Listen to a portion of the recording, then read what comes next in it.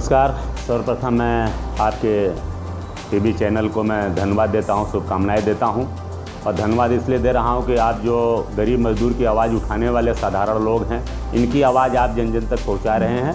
मेरा नाम बाबूराम पाल है, राष्ट्रीय अध्यक्ष राष्ट्रोदय पार्टी का स्थापना 2 अक्टूबर 2018 को लखनऊ में हम लोगों ने सभा लेकर के स्थापना किए थे। और हमारा अभी आगामी 2 अक्टूबर को लखनऊ रमाबाई अम्बेडकर मैदान में चौथा स्थापना दिवस का कार्यक्रम है। हम इस कार्यक्रम में लगे हुए हैं। और जहाँ तक सवाल है पार्टी क्यों बनाया आपने, तो पार्टी देखिए, यहाँ पे हमारे देश में जो जाति है, धर्म है, ये सब चीज़ें सच्चाई है। इसमें नेता वोट जाति देख करके टिकट देते हैं, जनता जाति देख करके वोट दे रही है। जाति के हिसाब से यहाँ पे आरक्षण, जाति के हिसाब से संरक्षण है, और जाति के हिसाब से यहाँ पे योजनाएं भी लागू होती हैं।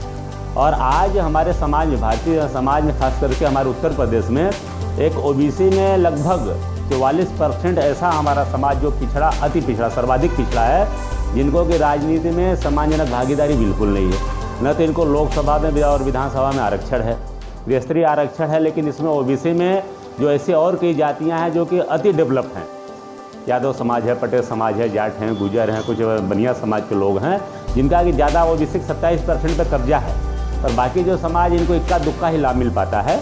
तो हमारा और इस पर कोई बड़ा नेता, केवल जब माननीय मुलायम सिंह यादव जी जो मुख्यमंत्री थे, मैं समझा 2005 में, ये जो और पिछड़े इसमें जातियाँ हैं, इनको 17 जातियों को 80 में डालने का इन्होंने शासनादेश जारी किया था। और बहन मायावती जी भी जो सरकार में थी, इन्होंने भी इन्हीं जातियों को 80 में डालने के लिए शासनादेश जारी किया। और मुख्यमंत्री जी ने भी जारी किया। लेकिन इसका मतलब यह कि सभी लोग मान रहे हैं कि यह जातियाँ पीछे हैं, अब इनको मुख्यधारा में लाना चाहिए। लेकिन मुख्यधारा में लाने के लिए कोई काम नहीं कर रहा, कोई आवाज़ नहीं उठा रहा है। इसलिए हम सभी पिछड़े हुए लोग हम इकट्ठा होकर के 44% के लोग अपने हम हक अधिकार की लड़ाई लड़ करके अब यह सामाजिक न्याय समिति की रिपोर्ट की तरफ भी बढ़ेंगे। और जो हम मांग अपनी हम सब लड़ाई लड़ेंगे, इसलिए पार्टी बनी है। नगर निकाय चुनाव पूरे उत्तर प्रदेश में होने वाले हैं जी। 2022 का चुनाव आपने देखा, इसके पहले भी उत्तर प्रदेश का चुनाव आपने देखा। तो जिस प्रकार भारतीय जनता पार्टी की छवि है जनता के बीच, लगातार पूर्ण बहुमत से सरकार बना रही है, तो इस बार चुनौतीपूर्ण होगा नगर निकाय चुनाव भारतीय जनता पार्टी के लिए। इस बार जनता से हम ये कहना चाहेंगे, आप बस अपनी खुद की स्थिति देख लीजिए, क्योंकि भारतीय जनता पार्टी झूठ के सहारे चल रही है। और कहावत भी है, हमारे भारतीय समाज में कहावत है कि जब तक सत्य घर से बाहर निकलता है, इतने में झूठ पूरा गांव घूम करके चला आता है। और भारतीय जनता टोटल झूठ का सहारा ले रही है, लोगों को झूठे झूठे सपना दिखा रही है। देखिए, अब जनता सपना देख देख करके त्रस्त हो गई, परेशान हो गई है। इतने व्यापारी इतने आत्महत्या कर रहे हैं गरीबी से त्रस्त होकर, कोई ये मीडिया में आपको देखने के लिए नहीं मिलेगा। तो अब जनता अपनी दुर्दशा को जानने लगी, अपनी गरीबी को भांपने लगी है।